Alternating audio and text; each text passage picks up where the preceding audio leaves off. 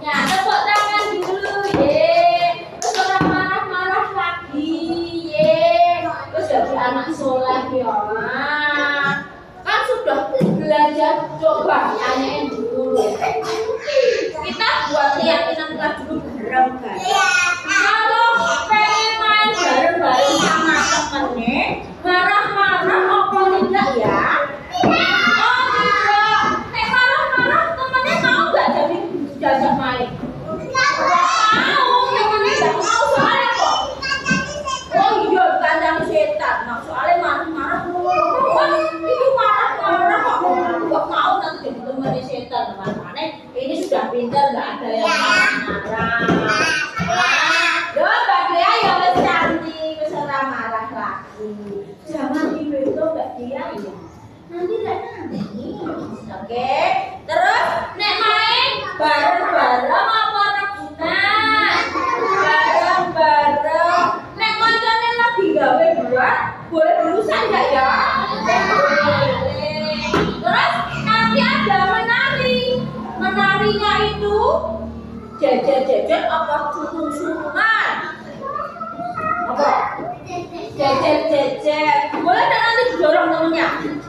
Kenapa tidak boleh didorong? Nanti nek jatuh sakit, betul. Jatuh sakit. Keluar apa nek jatuh? Oh, keluar darahnya. Terus mana keluar darahnya? Oh iya, dibawa ke rumah sakit harus diobati. Makanya kalau saya ini tadi ini arka bawa sepeda enggak? Nah, nanti nek main di luar juga gitu. Mainnya di halaman, orang yang nempel, orang bukan yang nempel. Terus ini gunung toh, kepleset, blodak, jatuh, sakit. Nah, ya Mas. Terus nek ada temennya lari juga, mobilnya ojo ngebut, harus pelan-pelan. Ojo ngebut, kalau ngebut ketabrak, sebenarnya jatuh ya sakit. Oke.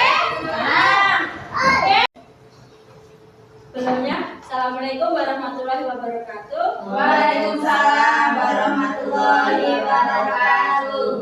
Terima kasih kepada kepala sekolah, teman-teman rekan sejawat di kesempatan hari ini menyediakan waktu dan kesempatannya mengikuti kegiatan saya dalam rangka menyelesaikan modul 1.4 tentang diseminasi budaya positif di pendidikan guru penggerak angkatan 11.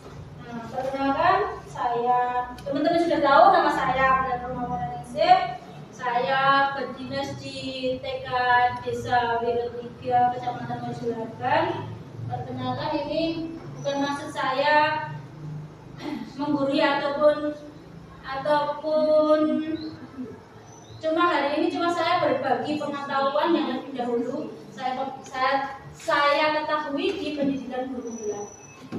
Izinkan saya menyampaikan budaya positif di modul 1.4. Di sini di dalam budaya positif terdapat 5 hal yang ada dalam modul 1.4, yaitu kebutuhan dasar manusia, teori motivasi. Di dalamnya itu ada hukuman dan penghargaan termasuk konsekuensi yang terjalani, posisi kontrol guru serta restitusi. Akan saya sampaikan sedikit ini gambaran karena budaya positif itu terjadi apabila lingkungan sekolah itu kondusif, lingkungan sekolah itu positif. Dalam artian kita menciptakan lingkungan yang aman, nyaman dan senang untuk kegiatan belajar anak.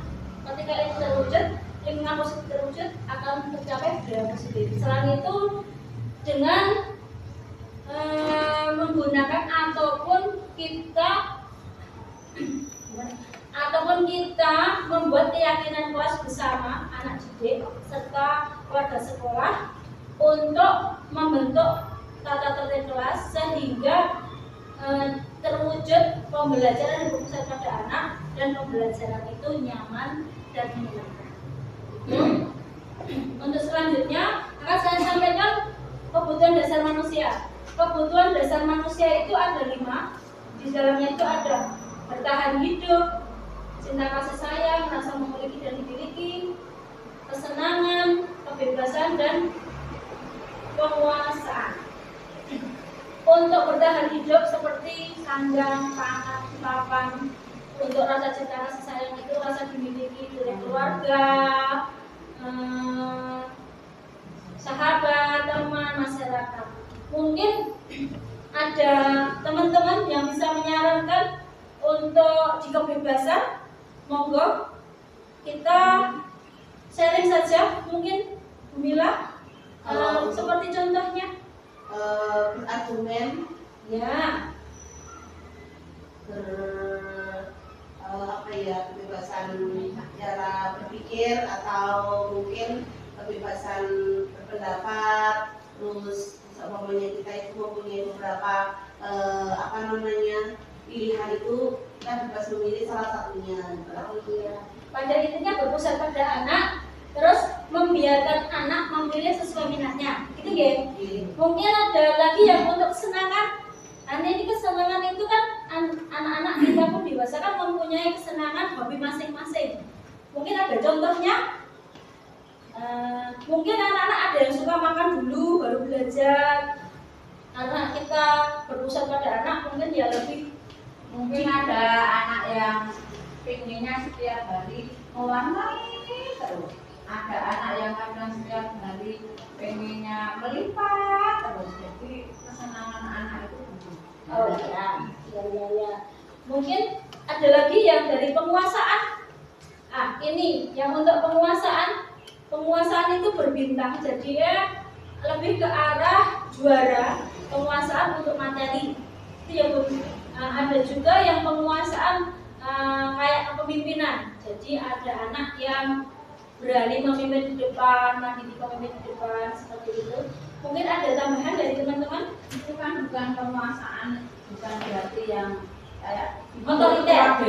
Ya, bukan. Tapi penguasaan lebih ke arahnya demokrasi. Ya, demokrasi itu menanamkan lebih ke arah juara. Itu juara menang kalah, berarti itu penguasaan materinya dia bagus. Terus kalau untuk yang di baris mungkin dia penguasaan emosionalnya, dia berani tampil ke depan seperti itu. Bukan penguasaan dalam artian bolong-bolongan, bukan seperti itu. Mungkin ada lagi tambahan? Ya, saya lanjutkan ya. Ini monggo kita bahas bersama. Mungkin ada nanti yang bisa menambahkan. Di ini saya punya beberapa contoh. Ibu guru bilang aku tidak boleh bersenandung sewaktu mengerjakan tugas. Katanya kelas harus tenang, tidak ada suara. Padahal kan aku suka dan senang menyanyi. Monggo, mungkin ada teman yang mengetahui kebutuhan apakah ini yang diperlukan anak? Ini guru bilang, ini dalam gurunya ini di sini kelihatannya belum menerangkan berpusat pada anak. Jadinya dia modelnya kalau belajar itu tertib, diam, tenang. itu mungkin gurunya sendiri yang seperti itu. Ya, itu gurunya. Tapi maksud anaknya harus seperti itu. Padahal anaknya pengennya anak untuk pengen anaknya itu ada suaranya karena dia suka bernyanyi. Nah, ini kebutuhan apakah yang belum terpenuhi di dalam kelas itu untuk anak? Kira-kira? Kan aku suka, aku senang, berarti kan mungkin apa? Kebutuhan yang tadi. Adakah kebebasan atau kesenangan? Yang tadi kebebasan dan kesenangan. Oke. Karena suatu anak itu menjauh, karena anak itu kan belajar itu bukan cuma tenang saja.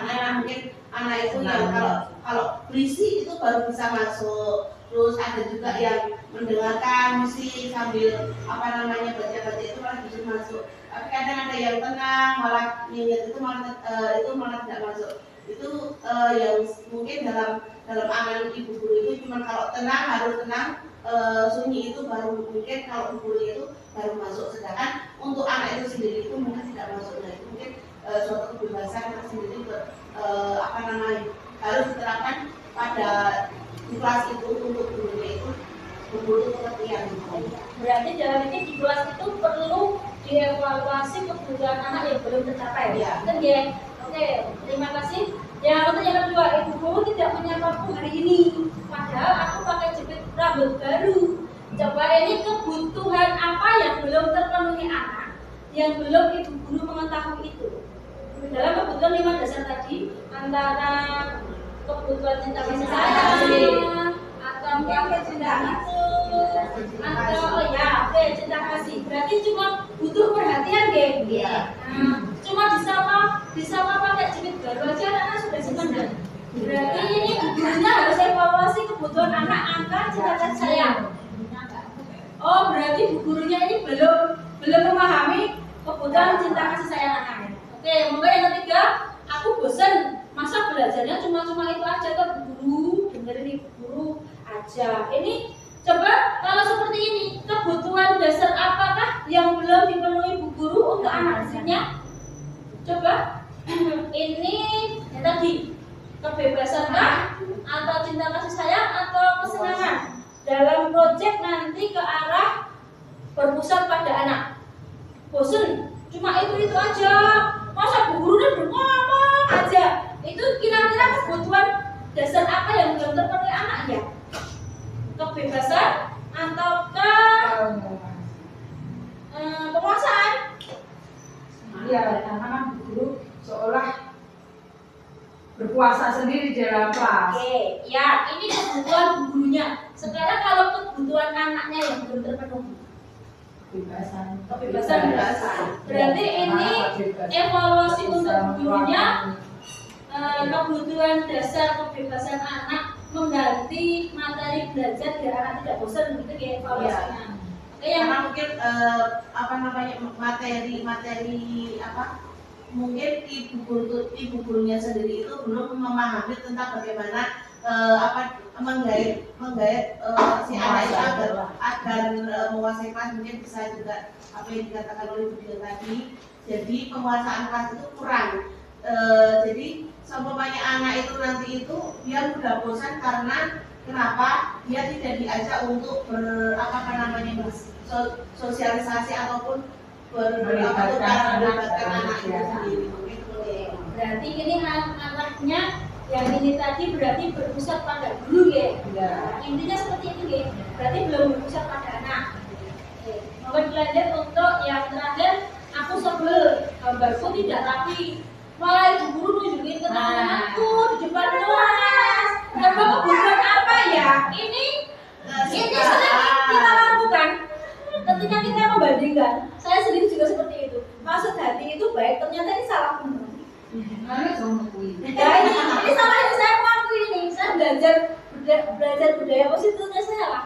Maksud hati itu baik, biar anaknya mengikuti yang bagus. Ternyata itu menyakitkan anak.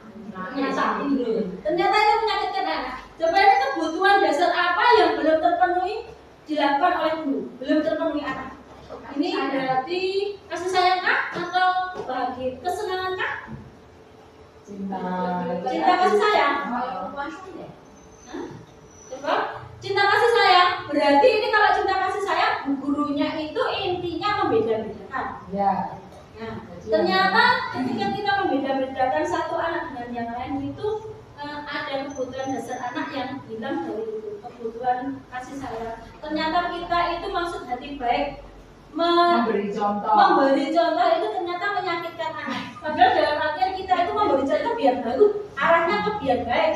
Ternyata itu berarti ini untuk ke depan kita pun apapun hasilnya anak kita nilai bagus. Tanya Bun, kalau seumpamanya kalau ada menyontohkan kepada anak yang lain itu, kalau yang satu itu seperti kayak rambut untuk kerapian dan tidak, nah itu bagaimana? Kalau seumpamanya yang dibuat contoh itu adalah anak, sedangkan yang satu itu rambutnya itu aur-auran, yang satu rapi. Nah, ketika si guru itu mempraktekkan untuk penyisiran rambut itu, nah itu kira-kira itu masuk ke mananya? Apanya kebutuhannya? Iya. Kebutuhannya itu juga bisa kasih sayang dulu. Kasih sayang. Karena kan perhatian. Berarti oh ini dia aula-aula pertama. Makanya kita contohkan ke yang rapi.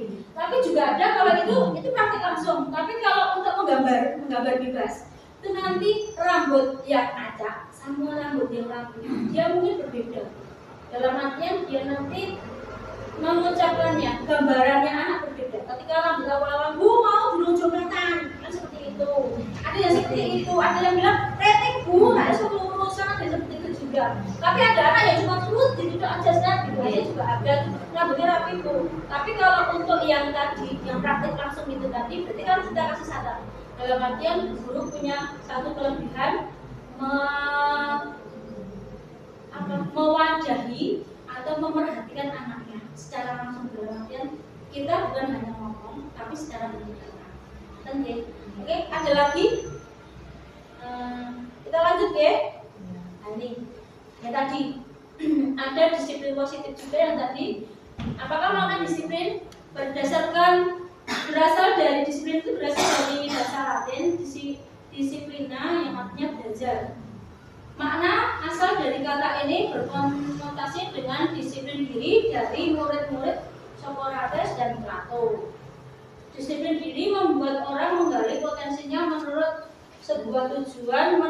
sebuah tujuan apa yang dia hargai. Namun dalam budaya kita, makna kata disiplin telah berubah menjadi sesuatu yang dilakukan seseorang pada orang lain untuk mendapatkan kepatuhan. Kebutuhan umum adalah menghubungkan kata disiplin dengan ketidaknyamanan, bukan dengan apa yang kita hargai atau pencapaian suatu tujuan mulia.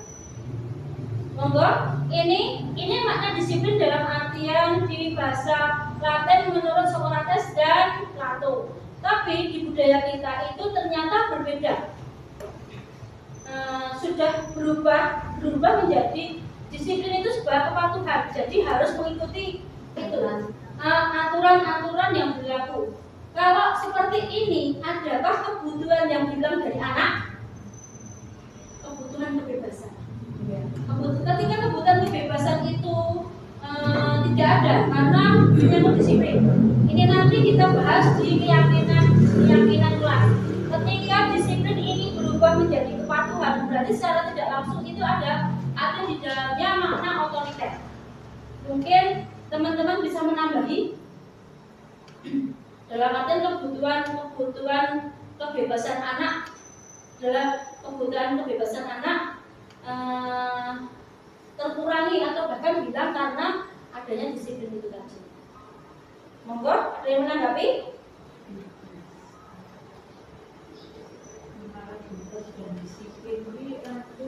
Ya, bebas dan disiplin itu kan? Kalau menurut kita itu mengajari ke anak kepinginnya disiplin. Ya. Disiplin ini dalam arti kan mesti kayak keras. Tapi nanti persepsinya di sini kayaknya anak kenapa tidak ada kebebasan. Ya. Jadi ini nanti arahnya kan tidak berpusat pada anak. Jadi lanjut juga ketika ada lanjut juga antara pemikiran Ki Hajar Dewantara yang Tuturi Handayani atau Inarso Sungtulodo di depan memberi contoh. Ketika di depan memberi contoh itu kan kita mendisiplinkan anak seperti ini loh, berbaris seperti ini kan. Tapi ketika itu nanti kita buat disiplin kepatuhan itu, jadinya anak kurang kebebasan. Mungkin sebenarnya bukan ke arah anak gak jadi bebas sih.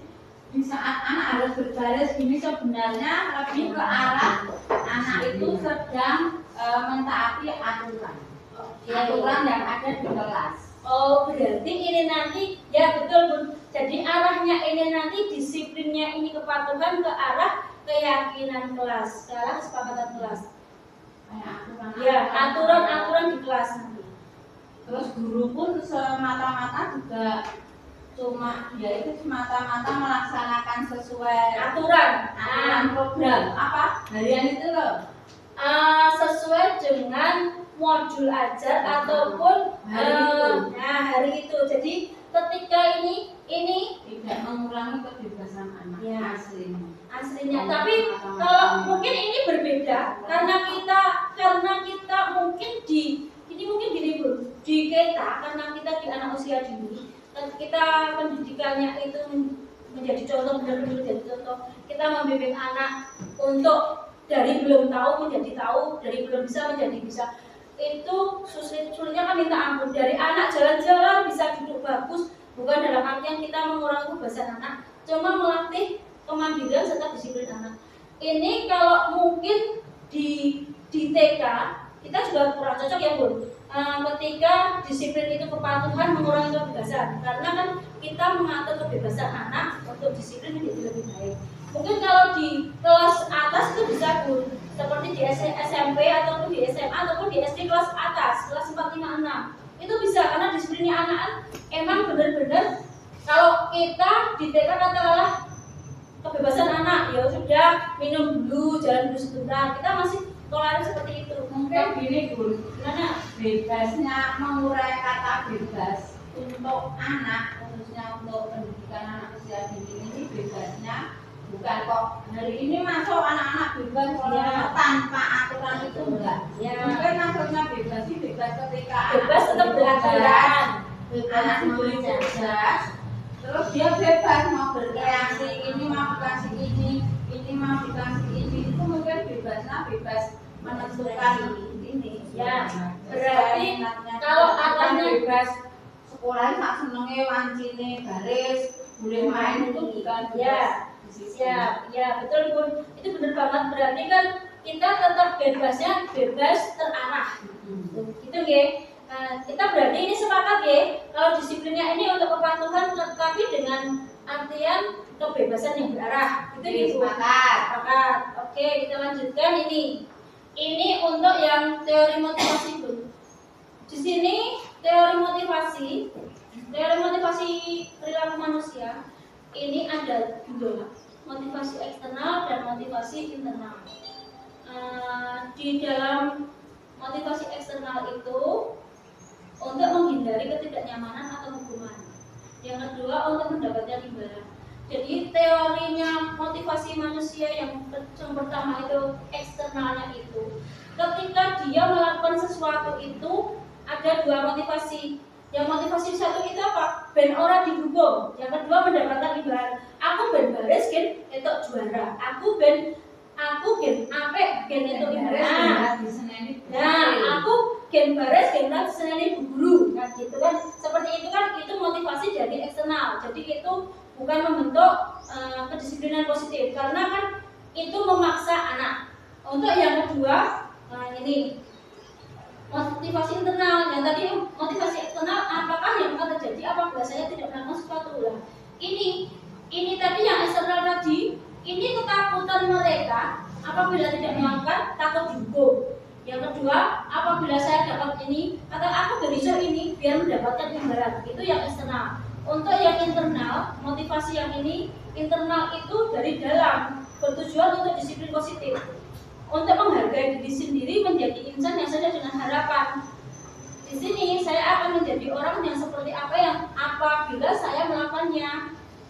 Ini gini Bun, ketika kita sebagai pendidik ada dua motivasi yang harus kita ketahui, eksternal dan internal. Tetapi arahnya yang kita untuk pengembangan sebenarnya di motivasi internal. Ketika internal itu dari dalam diri anak, ketika anak mempunyai motivasi internal, jadi dia dapat dengan sendirinya tujuan disiplin positif terpenuhi. Karena apa? Tanpa harus menunggu hukuman ataupun tanpa harus menunggu imbalan. Aku melakukan ini genetok juara, aku gini orang dihukum. Seperti itu. Jadi kita arahnya motivasi internal itu untuk disiplin positif anak, membentuk perilaku anak dari dalam dirinya sendiri supaya itu terbentuk menjadi karakter. Mungkin ada tanggapan atau mungkin ada masukan dari teman-teman? Setujukah? Apakah ada yang perlu ditambahi? Motivasi eksternal dan internal? Sudah? Bagus. Ya. Oke. Nah, nih. Sekarang kita yang tadi Bun, yang disiplin tadi, yaitu kebebasan, keyakinan kelas, hukuman dan penghargaan. Ini mengapa tidak peraturan saja? Mengapa harus keyakinan kelas? Di sini akan saya sampaikan dulu keyakinan kelas dan kesepakatan kelas. Kalau keyakinan kelas itu nanti kita buat berdasarkan apa masalah yang kita alami, anak-anak yang mengalami, kita buat anaknya itu merasa bersalah dulu. Anak itu mencari solusinya. Setelah mencari solusinya, kita buat keyakinan kelas. Dalam misalnya ini sebagai contoh keyakinan kelas, anak itu usil sama temennya, temennya nangis. Kita cari tahu dulu kenapa temennya nangis. Itu anaknya yang ditanya. Jadi, oh anaknya nangis ini karena kan ini. Gimana biar gak nangis? Tapi anak sendiri yang mengungkapkan solusinya. Jadi kita nanti bikin kesepakatan kelas bersama anak-anak. Jadi bukan seperti peraturan kelas yang dibuat oleh guru. Seperti itu ya. Monggo. Ini mengapa kita memiliki peraturan harus menggunakan helm bila mengendarai kendaraan roda 2. Mengapa kita memiliki peraturan 3M menggunakan masker, mencuci tangan dan menjaga jarak 1,5 meter. Mengapa kita memiliki peraturan harus datang tepat waktu pada saat mengikuti pelatihan. Untuk mendukung motivasi intrinsik, kembali ke nilai-nilai atau keyakinan-keyakinan lebih menggerakkan seseorang dibandingkan mengikuti serangkaian peraturan-peraturan. Ini tadi yang seperti kita menggunakan helm ketika berkendara roda 2, memakai masker, mencuci tangan, menjaga jarak. Ini kan termasuk harus datang tepat waktu. Ini kan merupakan peraturan saja, bukan merupakan keyakinan. Nanti di sini akan monggo, ini coba ini saya nyalin dari teman saya ini di TK Dharma Wanita Pusat 1. Ini ada kesepakatan kelas, ada keyakinan kelas. Coba kalau datang tepat waktu mengucapkan salam, menjaga kebersihan sekolah, doa sebelum dan sesudah kegiatan, aktif dalam pembelajaran tertib. Nah, coba ini kesepakatan ini dua-duanya kami tulis kesepakatan kelas. Monggo, bisakah dibedakan antara kesepakatan kelas dan peraturan kelas ataupun keyakinan kelas? Antara kesepakatan kelas. Iya, ini kita buat kesepakatan kelas semuanya.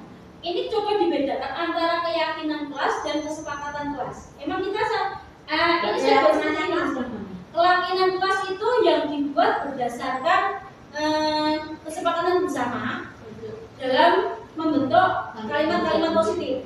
Jadi bukan bentuk aturan, tapi kalimat-kalimat positif seperti kami guru dan murid yang saling menyayangi. Ini sebenarnya yang di putih sama yang di hijau itu sebenarnya berbeda ya.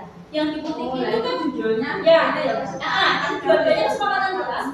Makanya ini kita akan membedakan dari dua-duanya itu yang mana yang keyakinan kelas, antara yang sini sama yang sini itu gimana? Ini apakah berbeda ataukah sama?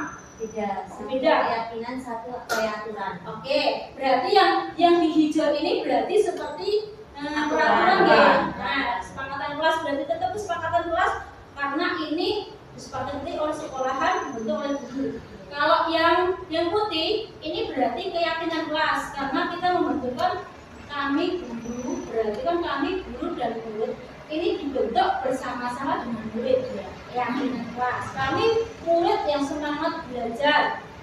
Kami murid, coba kalau ini Bun, kalau kita kan ini yang putih itu kan jelas keyakinan kelas. Kalau yang hijau itu, kalau kita bentuk keyakinan kelas, kalimat apakah yang tepat untuk mengganti datang tepat waktu mengucapkan salam? Mungkin apa ya? Tapi untuk itu kesepakatan kelas dengan guru apa dengan murid? Ya, guru kalau itu keyakinan kelas itu dibentuk guru dan murid. Jadi kita misal kami guru dan murid menjaga kebersihan seperti itu. Ada kalimat-kalimat positif. Kalau seperti ini datang tepat waktu mengucapkan salam itu kan kayak perintah. Nah, kita menghilangkan perintah tapi bentuknya lebih menghaluskan kalimatnya dengan kalimat ya seperti yang di putih. Jadi apa itu kayak gitu ya?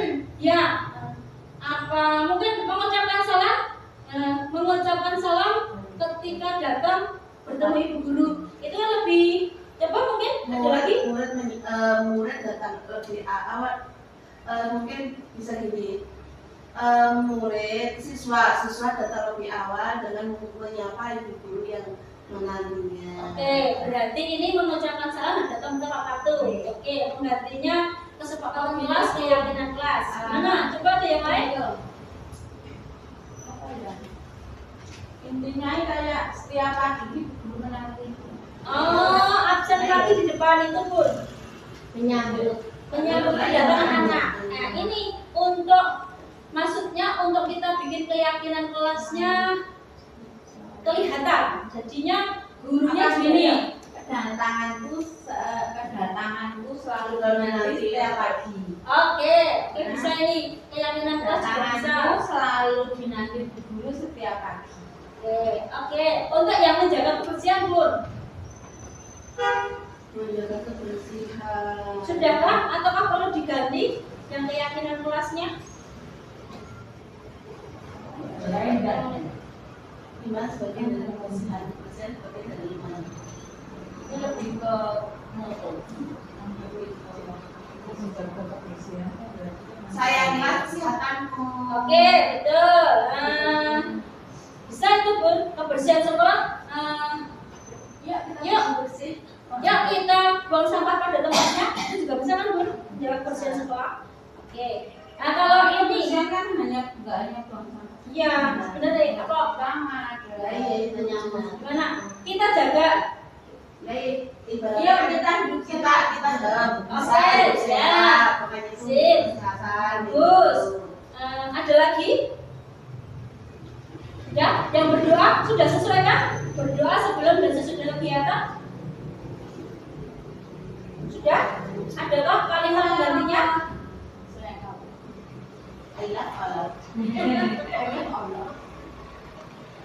Ini juga bisa diganti dengan apa ya Bu? Kalau ini kan kita paling menyanyikan dulu sebelum berdoa itu. Dalam artian kan persepsi sebelum berdoa juga bisa itu. Aktif dalam pembelajaran. Apakah perlu diganti? Aku suka belajar. Untuk anak itu TK itu Terlalu kata-kata pembelajaran itu kayak ini ya. masih awam.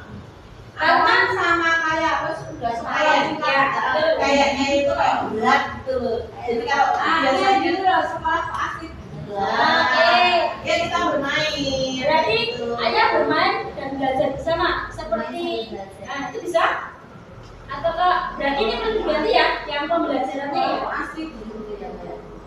Berarti hampir sama dengan aku semangat belajar tuh.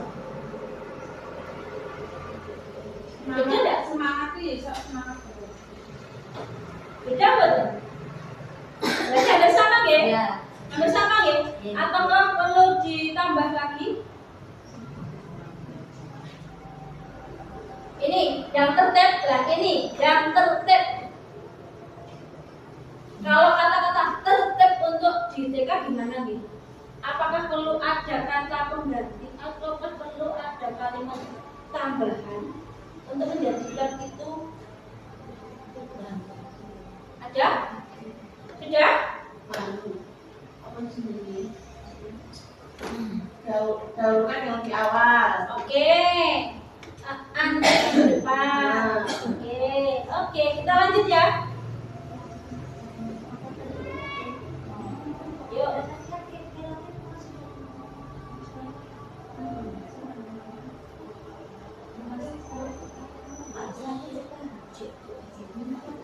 Yuk, mari.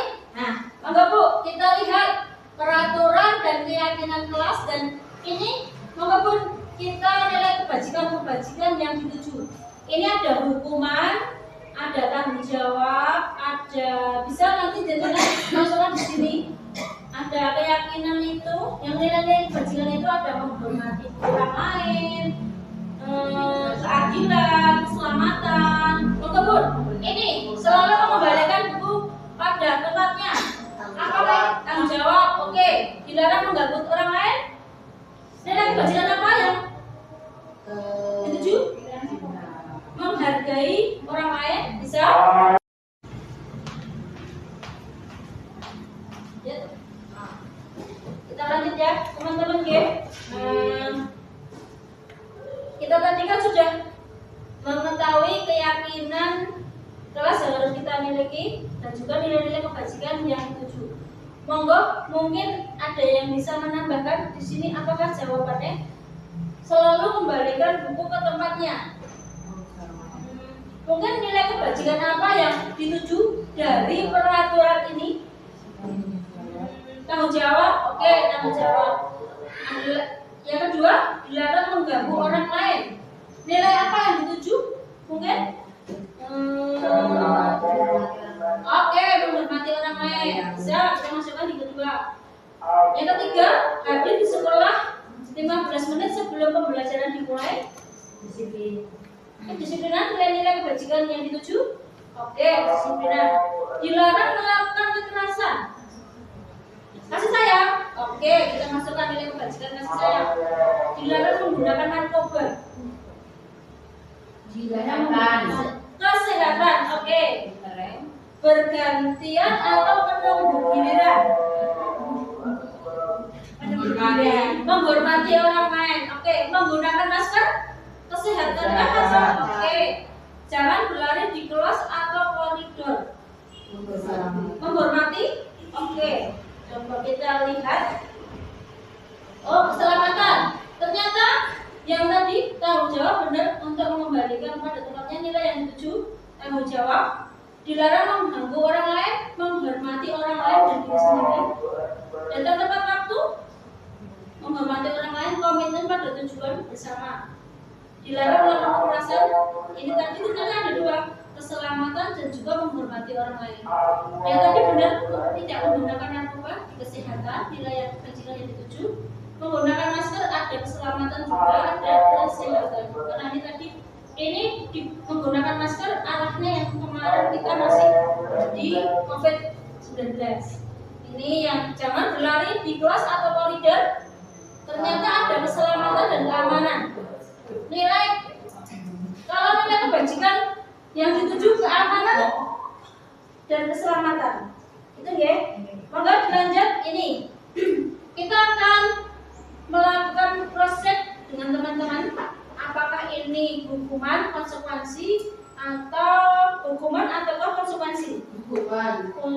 Kalau mencatat 100 kali di dalam buku kalimat, saya tidak akan terlambat lagi karena terlambat ke sekolah. Ini hukumankah atau konsekuensi? Hukuman karena telah ada mencatat 100 kali berarti kan melakukan. Ya, oke, berarti ini hukuman ya karena harus melakukan. Lari mengelilingi lapangan basket 2 kali karena terlambat hadir di sekolah. Hukuman. Oke. Murid diminta untuk push up 15 kali karena tidak menggunakan masker di sekolah. Konsekuensi hukuman? Hukuman. Oke. Menggantikan kertas tugas teman yang telah dicoret-coret. Konsekuensi kan hukuman? Konsekuensi. Oke. Membersihkan tumpahan air di meja tulis karena tersenggol pada saat belajar. Konsekuensi. Meminta murid tidak menggunakan sepatu seharian di sekolah karena tidak menggunakan sepatu hitam. Hukuman. Oke. Lari mengelilingi lapangan basket 2 kali karena terlambat 10 menit untuk pelajaran PJOK. Hukuman kah? Konsekuensi kah?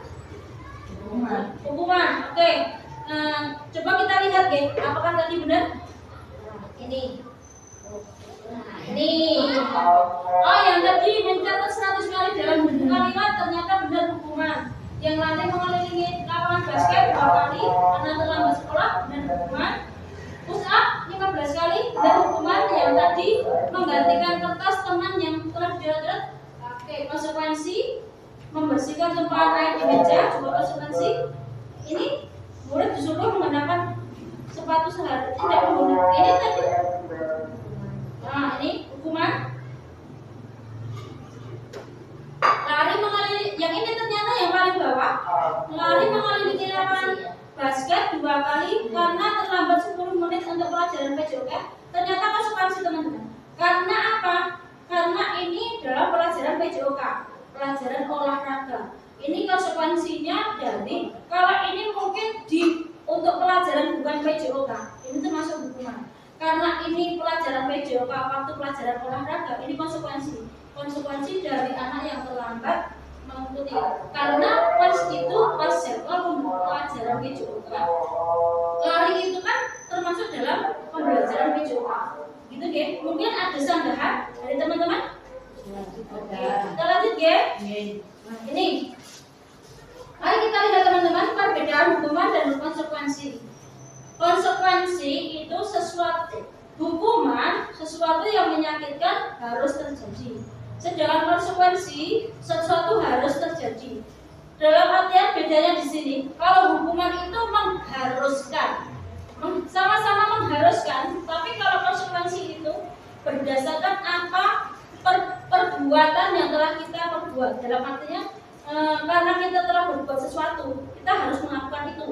Kalau yang hukuman itu mengharuskan, harus, ketika itu harus. Tapi kalau konsekuensi itu berdasarkan kesepakatan yang dibuat antara murid dan guru. Ini untuk yang kedua, membuat anak sakit untuk yang hukuman, fisik maupun hati untuk jangka waktu yang lama. Kalau ini perbedaannya yang konsekuensi, membuat anak merasa tidak nyaman dalam jangka waktu pendek. Seperti ini tadi. Kalau konsekuensi ini seperti membuat anak menangis ketika dia mengejek hasil karya teman, kan dia merasa tidak nyaman, temannya ada yang menangis. Kalau itulah bentuknya konsekuensi. Seperti apa yang harus kita lakukan? Itu konsekuensi dari perbuatan dari anak. Yang ketiga, anak membenci kedisiplinan. Ini untuk hukuman. Terus yang konsekuensi, anak menghargai disiplin. Untuk yang hukuman, karena adanya paksaan. Kalau konsekuensi itu stimulus dan tanggapan. Jadi anak itu diminta untuk memberi tanggapan akan perbuatan yang telah dilakukan. Sama-sama berbuat salah, cuma bedanya kalau menghukum itu langsung oleh guru. Kalau konsekuensi itu dibuat ketika anak melakukan itu, anak merasa seperti apa, harus mencari solusi terbaik. Itu konsekuensinya. Perbedaan konsekuensi dan hukuman. Yang selanjutnya, mendorong anak menyakiti diri sendiri. Jadi seperti tadi push up 15 kali itu kan menyakiti anak. Kalau konsekuensi mendorong anak agar mudah menyesuaikan diri. Dalam artian anak tidak egois. Seperti itu. Hukuman kondisi diri yang buruk. Ini jadinya anak itu mesti ada dendam tersendiri. Kalau untuk konsekuensi kondisi diri yang baik, menjadikan anak lebih baik lagi. Dengan kesalahan dia belajar untuk memperbaiki diri. Untuk yang hukuman, anak belajar untuk menyembunyikan kesalahan. Ini hukuman. Kalau untuk yang konsekuensi, anak belajar untuk mematuhi aturan. Ketika ini bedanya, hukuman itu ketika dia melakukan kesalahan, ketika dia takut dihukum, dia menyembunyikan kesalahannya. Kalau untuk konsekuensi, anak itu ketika dia melakukan kesalahan, dia menyadari kesalahannya dan mencari solusinya, sehingga anak akan belajar untuk mematuhi peraturan. Untuk yang terakhir, ini akibat dari hukuman, anak merasa marah, rasa bersalah, dipermalukan, dan merasa tidak dihargai. Kalau di konsekuensi, anak kehilangan hak, dibuat tidak nyaman, diasingkan untuk sementara. Jadinya anak itu merasa tidak nyaman karena dia merasa bersalah pada temannya dengan apa yang telah diperbuat. Ini perbedaan antara hukuman dan konsekuensi. Ini kita lanjutkan di 5 posisi kontrol sebagai guru. Ini kita akan belajar untuk kondisi identitas gagal, kontrol dari luar, identitas berhasil, kontrol dari luar, dan identitas berhasil sesuai kontrol diri. Ini kita ambil di menghindari hukuman, mengharapkan imbalan, dan menghargai diri sendiri. Ini yang di sini kan identitasnya, yang di bawahnya ini adalah teori motivasi. Ada 2, motivasi eksternal dan motivasi internal.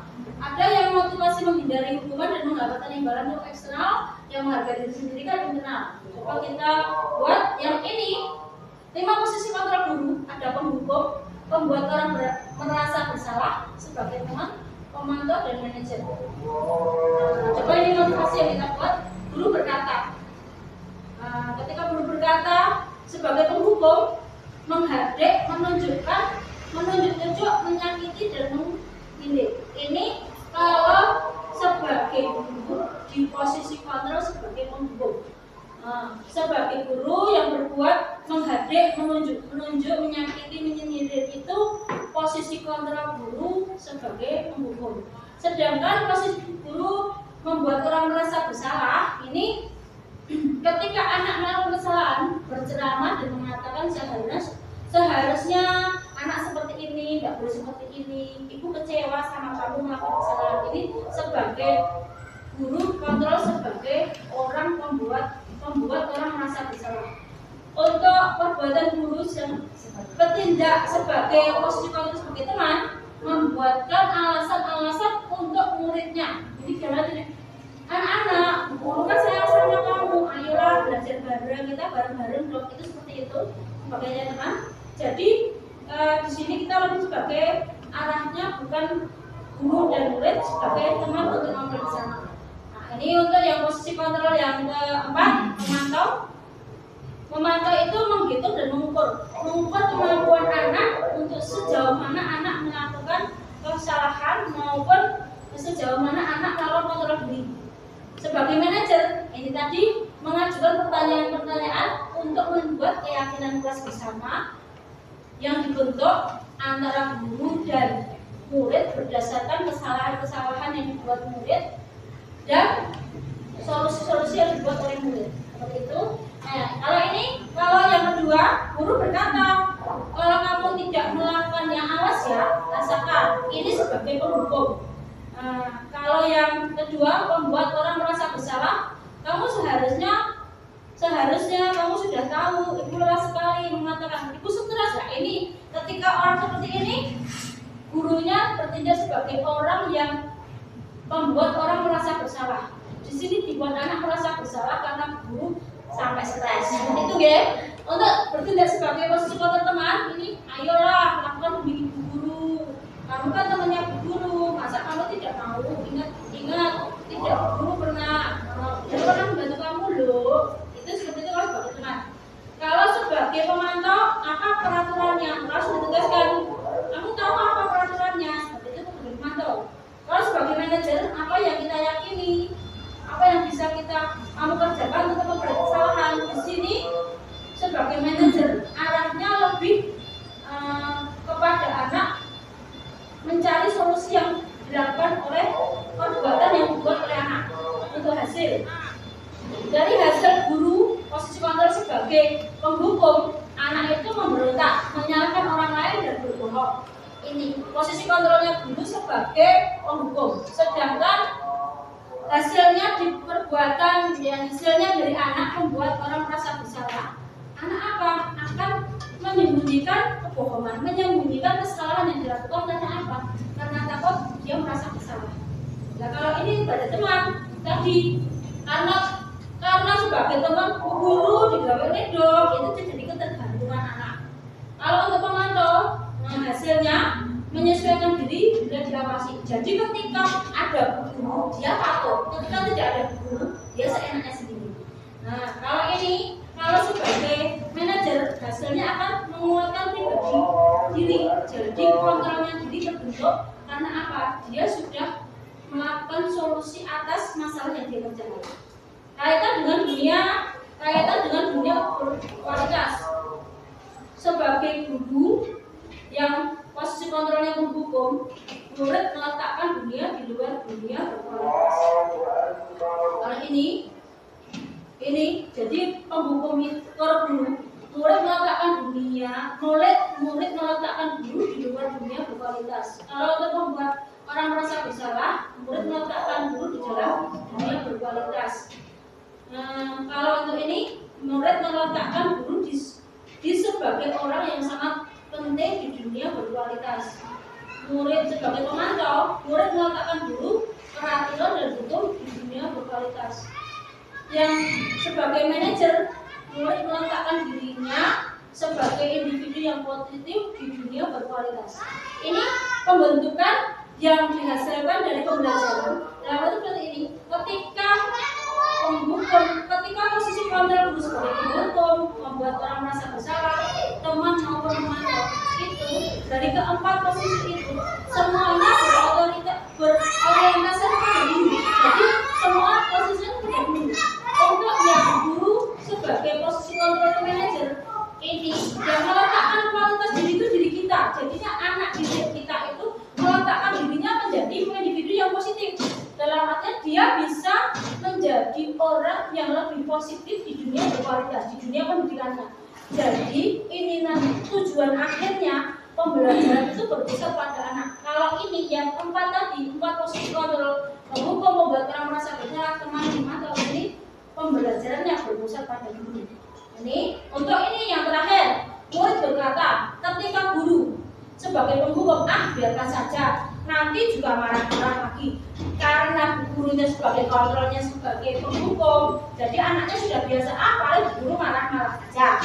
Nah, kalau ini cuma ini ketika guru di posisi kontrol sebagai membuat orang merasa bersalah, anak cuma apa?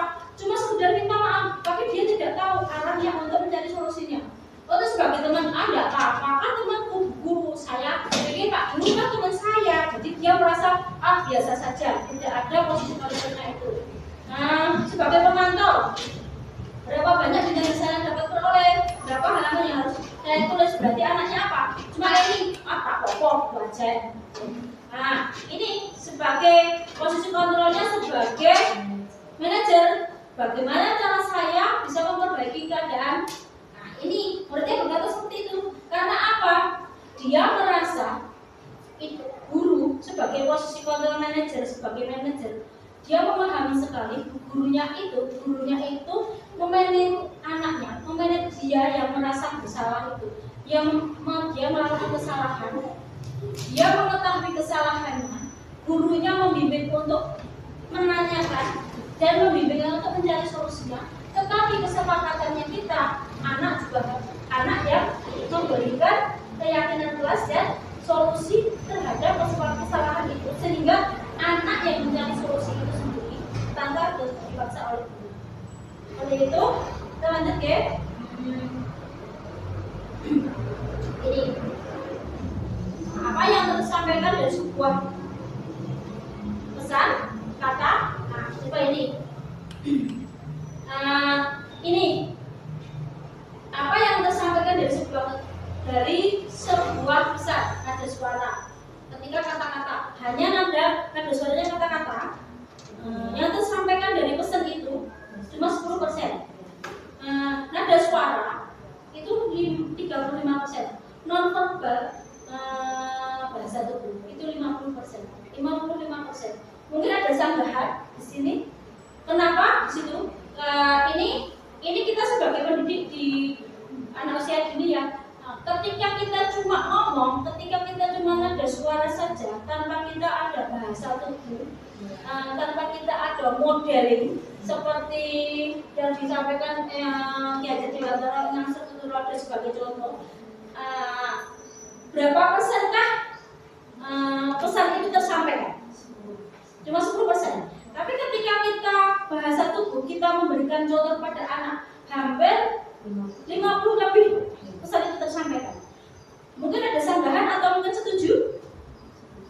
Setuju? Oke, setuju ya? Oke, berarti benar ya. Kalau berarti kita sepakat untuk modeling itu bahasa tubuhnya. Bahasa tubuh guru itu memberikan contoh yang baik untuk anak. Dan itu dengan seperti itu pesan yang akan diangkat oleh guru tersampaikan. Itu ya, teman-teman. Setuju ya? Nah, ini kita akan beralih ke restitusi. Apakah restitusi? Saya juga baru belajar ini teman-teman atas restitusi. Apakah itu restitusi? Saya juga baru belajar di pendidikan guru gerak karena ini saya tidak dapatkan di perguruan tinggi ataupun di workshop lain yang belum pernah saya ikuti. Dan ini baru saya benar-benar baru dari pendidikan guru gerak. Ini apa restitusi? Restitusi adalah proses menciptakan kondisi bagi murid untuk memperbaiki kesalahan mereka sehingga mereka bisa kembali pada kelompok mereka dengan karakter yang lebih kuat. Ini disampaikan oleh Diana Bosen di tahun yang bukunya ditulis tahun 2004 seperti ini. Ini restitusi itu menciptakan kondisi bagi murid untuk memperbaiki kesalahan sehingga mereka bisa kembali ke kelompoknya dengan karakter yang lebih baik, yang lebih kuat. Ini menciptakan kondisi. Ini lebih menekankan pada posisi kontrol sebagai manajer. Sebagai manajer kita lebih ke arah menciptakan anak memperbaiki kesalahan dengan konsekuensi yang dia buat sendiri. Jadi tanpa paksaan. Inilah ciri-ciri restitusi. Yang pertama, bukan untuk menebus kesalahan, namun untuk belajar dari kesalahan. Yang kedua, memperbaiki hubungan. Yang ketiga, tawaran bukan paksaan. Yang keempat, restitusi menuntut untuk melihat ke dalam diri. Yang kelima, restitusi mencari kebutuhan dasar yang mendasari tindakan. Yang keenam, restitusi diri adalah cara yang paling baik untuk memperbaiki diri. Yang ketujuh, restitusi fokus pada karakter bukan tindakan. Yang kedelapan, restitusi fokus pada solusi. Yang kesembilan, restitusi mengembalikan murid yang berbuat salah pada kelompoknya. Ini di garis bawahi yang di kedelapan, restitusi fokus pada solusi. Jadi di sini restitusi itu ada fokus tadi solusi yang akan kita yang dipecahkan untuk kesalahan yang pernah dilakukan. Seperti ini kira-kira segitiga restitusi di pendidikan bergerak. Ini ada 3 tahapan. Yang pertama, menstabilkan identitas. Yang kedua, validasi tindakan yang salah. Yang ketiga, menanyakan keyakinan. Nah, ketika anak itu melakukan kesalahan, kita menstabilkan identitas dulu. Anak itu apakah dia melakukan dulu? Kita menstabilkan dulu ya atau benar. Menstabilkan di sini tidak ada manusia yang sempurna. Setiap orang pernah melakukan salah. Jadi kita tidak langsung menjudge kamu salah enggak, tapi kita lebih ke arah manusia itu tidak ada yang sempurna. Setiap orang pasti melakukan kesalahan. Jadi anak merasa nyaman dulu untuk mengungkapkan kesalahannya. Kamu bukan satu-satunya yang pernah melakukan ini, kamu juga pernah melakukan ini. Terus ini yang kedua, untuk validasi. Kamu tentu punya alasan mengapa melakukan itu. Kita validasi tindakan. Dia benar-benar melakukannya atau tidak. Nah, adakah cara yang lebih efektif untuk mendapatkan apa yang kamu butuhkan? Ini untuk menanyakan ini validasi tindakan yang salah.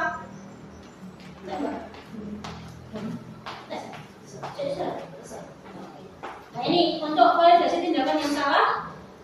Selain kamu tentu, ini tanya dulu, kamu tentu punya alasan mengapa melakukan itu. Kita melakukan dulu validasi tindakan salah. Kita validkan dulu anaknya itu melakukan sendiri tidak, apakah orang lain atau anaknya. Terus adakah cara yang lebih efektif untuk mendapatkan apa yang kamu butuhkan? Semisal rebutan mainan. Cara bagaimana untuk mendapatkannya? Nah, lihat seperti itu solusinya.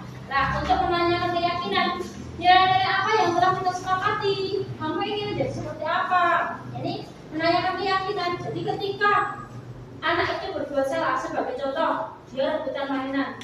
Nah, tanya dulu, kenapa dia melakukan itu? Rebutan mainan, karena apa? Pengen mainan. Kesepakatan apa yang kita buat? Keyakinan apa yang kita buat? Bergantian ataupun apa? Antri dulu. Nah, kalau kepala sekolah kurang banyak, besok beda lagi dengan APK yang baru. Itu, oke, boleh juga itu Bu, masukan yang bagus. Nah seperti itu apa yang kita nanti kita lakukan. Harus menanamkan pada anak. Oh, kalau nangis semuanya itu berarti kita betul. Kalau kita nangis semuanya itu kira-kira berbagi tidak ya? Tidak. Oh, berarti nilai-nilai yang ini apa Bu? Nilai berbagi dan apa? Antri ya Bu? Ya. Karena semuanya turut ya. Ketika nggak ada, besok bukan, gitu ya. Oke. Ini. Aliran. Oke, moga kita kupas yang tadi segitiga restitusi yang setelah berkali identitas untuk membuat anak yang merasa gagal karena berbuat salah menjadi positif terhadap dirinya. Guru berkata, berbuat salah itu hal yang manusiawi. Tidak ada manusia yang sempurna. Bapak Ibu guru juga pernah berbuat salah. Kita pasti bisa menyelesaikan permasalahannya. Bapak Ibu tidak tertarik untuk mencari tahu siapa yang benar, siapa yang salah. Bapak Ibu lebih tertarik untuk menyelesaikan masalah. Kalau kamu menyalahkan diri sendiri terus, apakah kamu bisa berusaha baik dirimu? Jadi ketika menstabilkan identitas, ini bukan kita mencari benar salah, tapi lebih apa? Kita menanamkan kepada anak untuk menghargai diri anak sendiri. Jadi ketika anak sudah merasa bersalah, ini terus nanti anak menjadi apa? Minder. Ketika dia merasa bersalah terus-menerus, dia tidak berbuat baik dengan dirinya. Karena apa? Terus merasa bersalah. Dengan ini kan kita menstabilkan identitas, kita menanyakan itu. Nah, ini validasi tindakan yang salah.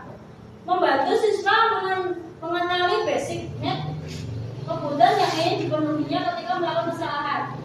Pada dasarnya setiap tindakan manusia tujuannya adalah memenuhi kebutuhan dasar yaitu power, freedom, love and belonging, fun and survival. Tadi 5 kebutuhan dasar manusia ada hidup,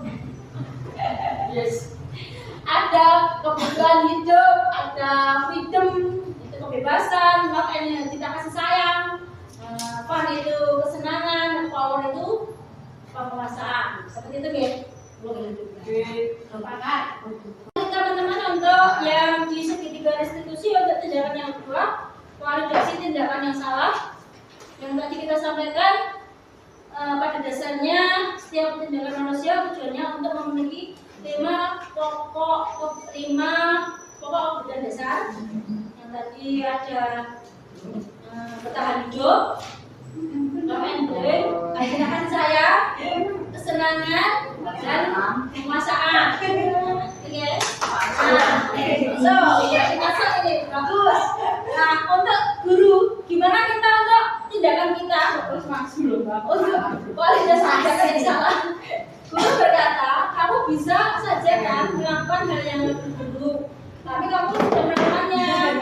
Kamu pasti punya alasan mengapa melakukannya. Apa yang penting bagi kamu?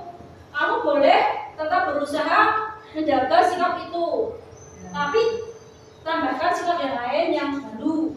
Maka kamu belajar cari cara lain untuk mendapatkan yang kamu butuhkan tanpa harus memukul, tanpa harus merebut. Apakah kamu bisa melakukan dengan lebih baik besok? Ini yang perlu dikatakan guru untuk melakukan tindakan validasi yang salah. Kita lanjut di tindakan yang ketiga, menanyakan keyakinan. Anak melihat kesalahannya dihubungkan dengan norma-norma dan nilai-nilai yang mendasari manusia berinteraksi dengan orang lain. Apakah yang perlu dikatakan guru? Guru akan berkata, apa nilai yang kita percaya di kelas atau di sekolah kita? Nilai-nilai universal apa yang perlu kita sepakati? Kelas yang ideal itu seperti apa sih? Kamu ingin jadi anak seperti apa? Apa yang kamu rasakan ketika kamu melakukan itu? Kamu menjadi orang seperti apa?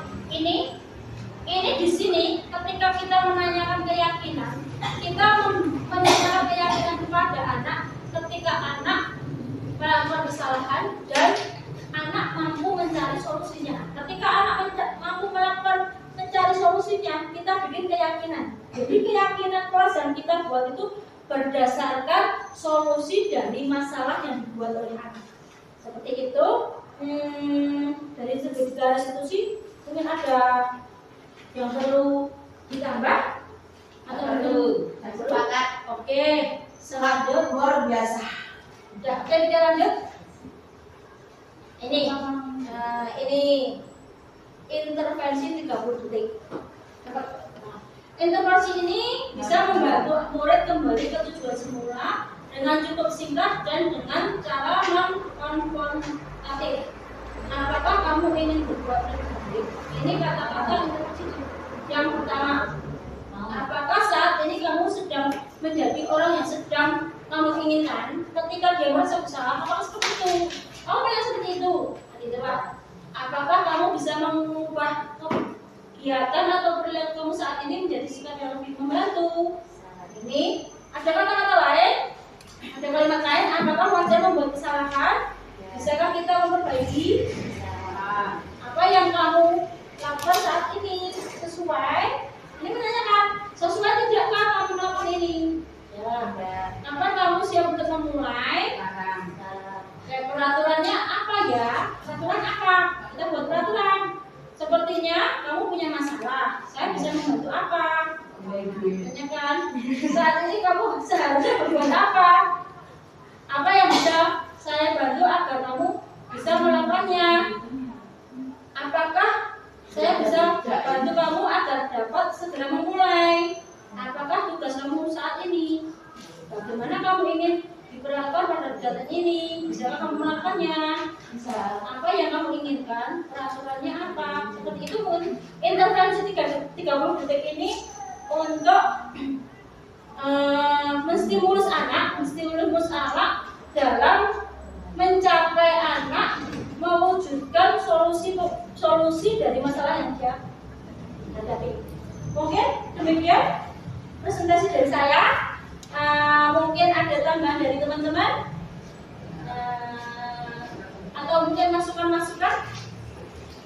Ya, saya Baper. Ya, untuk Terima kasih untuk ilmunya hari ini. Jadi secara tidak sengaja kami semua yang hadir di sini juga menerima ilmu yang Bu April terima di kegiatan calon guru penggerak. Jadi intinya kami juga punya motivasi untuk menjadi guru lebih baik, menjadi guru lebih profesional, dan yang penting tanggung jawab dan tahu tentang dunia anak-anak. Intinya nanti semoga kita semua yang hadir di sini dengan mendengarkan apa yang disampaikan Bu April tadi, kita menjadi guru yang lebih baik, profesional. Amin. Terima kasih.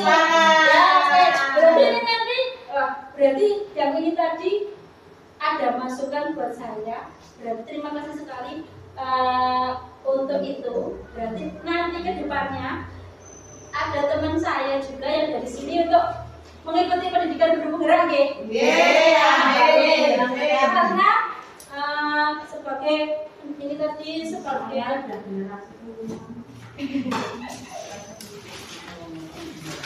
sebagai guru kita itu dituntut untuk bukan statis, kita dituntut untuk dinamis, mengikuti perkembangan zaman, menyesuaikan perkembangan zaman. Karena di era sekarang ini kalau kita sebagai pendidik tidak mengikuti, kita akan ketinggalan zaman. Jangan sampai kita menjadi guru yang otodidak, jangan sampai kita menjadi guru yang otoriter, karena pendidikan yang dulu dengan pendidikan sekarang sangat berbeda. Kita lebih mengarahkan pada berpusat pada anak, bukan berpusat pada guru. Semoga apa yang saya sampaikan ini menjadi masukan untuk teman-teman belajar lebih baik lagi dan mengikuti pendidikan guru penggerak. Karena pada dasarnya pendidikan guru penggerak itu tidak susah, ini sangat mudah. Selain satu waktu, sebenarnya di pendidikan guru penggerak itu tidak berbenturan dengan kegiatan kita di sekolahan, karena di pendidikan guru penggerak itu pendidikannya di siang hari, dimulai dari jam 1 siang sampai sore. Itu tidak berbenturan dengan pendidikan sekolahan, jadi tidak mengambil waktunya guru untuk mengajar dan mendidik anak. Di samping itu ada ilmu-ilmu yang kita dapat dari yang belum pernah tahu sama sekali, menjadi kita paham dan mengerti arahnya kita sebagai seorang guru yang lebih profesional. Dan yang terakhir, dengan pendidikan guru penggerak semoga lebih baik lagi menuju Indonesia emas 45 tahun. Amin.